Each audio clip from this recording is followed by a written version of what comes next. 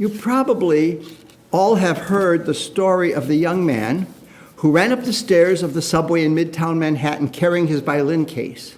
Knowing he was running late to his audition and not being familiar with the directions, he spotted a very distinguished-looking woman on the street corner. Quickly approaching her, he said, "Excuse me, ma'am, can you tell me how to get to Carnegie Hall?"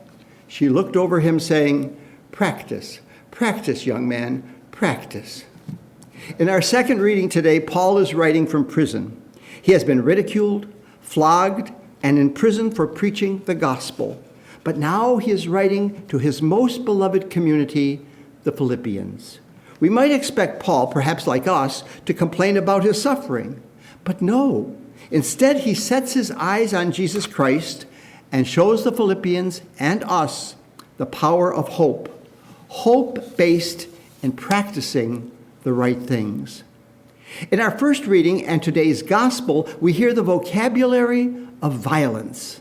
The prophet Isaiah describes the unproductive vineyard with its protective edge and wall being broken through to allow the vines to be trampled, ruined, not pruned or hoed, overgrown with thorns and briars, and without rain. The passage ends with bloodshed and outcry. This is not a peaceful picture. Moving from plants to people in the gospel, we hear of the servants being beaten, stoned, and killed, of the landowner's own son being seized, thrown out of the vineyard, and killed, and then of the tenants being put to a wretched death. It all might sound a bit, distant, foreign, exotic. But in fact, we live in a world where injustice, victimization, and exploitation is the common denominator for literally millions of people's lives. Innocent people who suffer as prisoners of conscience, refugees, and victims of the suppression of human rights, victims of human trafficking and sexual exploitation, the millions who are deprived of any, let alone an equal share of the world's resources, victims of monetary policies that deprive the poor in order to protect the rich, along with victims of the exploitation of the environment, which is harming the air, water, and climate.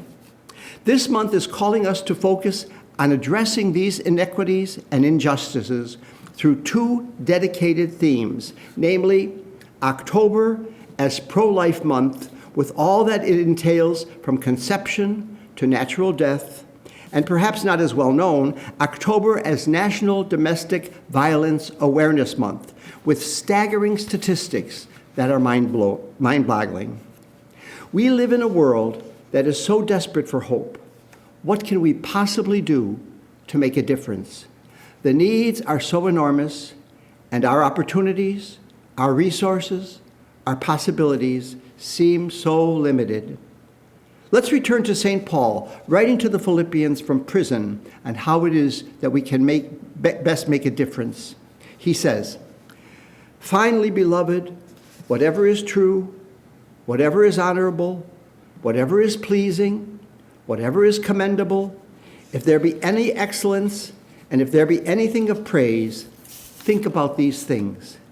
Keep on doing the things that you have learned and received and heard and seen in me, and the God of peace will be with you." Paul advises us to do the same.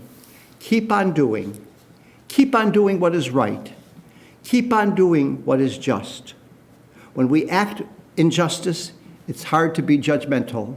When we choose excellence over mediocrity, we choose what is best over what might just be okay.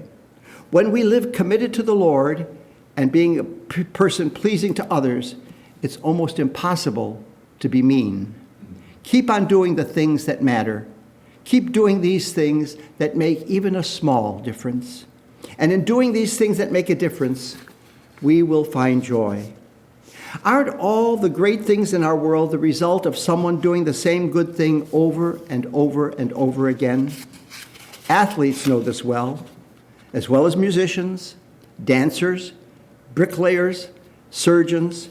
Anyone who is excellent at any sport or art or skill or endeavor knows that the secret to success is doing the basic things over and over again. Let's conclude with another story about another musician, this time not a violinist, but rather the late, great classical pianist Arthur Rubinstein, who once was asked the secret of playing the piano with such perfection for so many years in all the great concert halls of the world. He thought for a moment and then said, "I learned a long time ago to fall in love with practice." He then added, "If I don't practice one day, I know it. If I don't practice 2 days, the critics know it. If I don't practice 3 days, everyone knows it."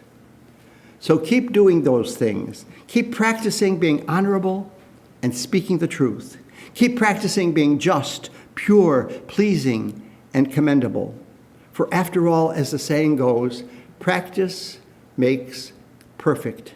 And doesn't Jesus call us to be perfect as your heavenly Father is perfect?